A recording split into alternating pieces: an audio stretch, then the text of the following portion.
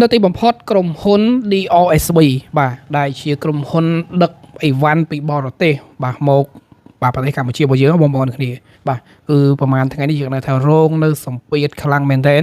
ដោយអតិថិជនជាច្រើនគឺបាទមិនទទួលបាននៅអីវ៉ាន់ដែលខ្លួនកំងអ្នកខ្លះក៏កន្លះខែអ្នកខ្លះក៏មួយខែអ្នកខ្លះទៀតក៏3ខែអីក៏មានដែរបាទហើយអ្នកខ្លះបានអីវ៉ាន់ហើយនិយាយរួមទៅគឺស្ទើរតែ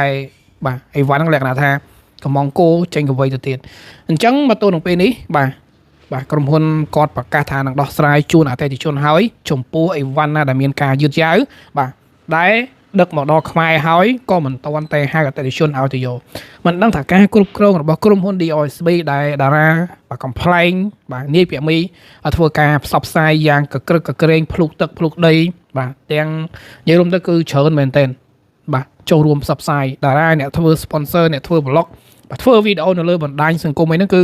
ជួយផ្សព្វផ្សាយច្រើនមែនទែនក៏ប៉ុន្តែជាលទ្ធផលបងប្អូនអ្នកនាងប្រជាជនខ្មែរដែលគាំទ្រទៅកាន់តារាហ្នឹង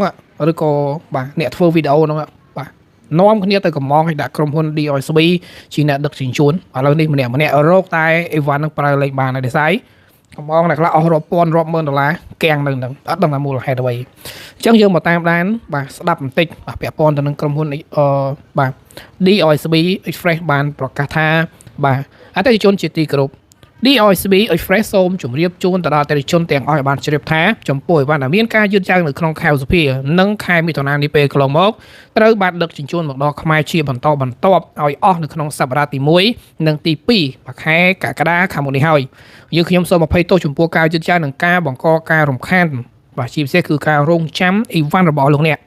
DOSB Express សូមថ្លែងអំណរគុណយ៉ាងជ្រាលជ្រៅចំពោះការយោគយល់និងការអត់ធ្មត់ដែលតែងតែមានទំនុកចិត្តទៅលើសេវាកម្មរបស់ DOSB នាពេលកន្លងមកបាទនេះគឺជាការប្រកាសពីបាទខាង DOSB មិនបាច់ទេបងប្អូននេះតាមមកប្រែនឹងគេលេង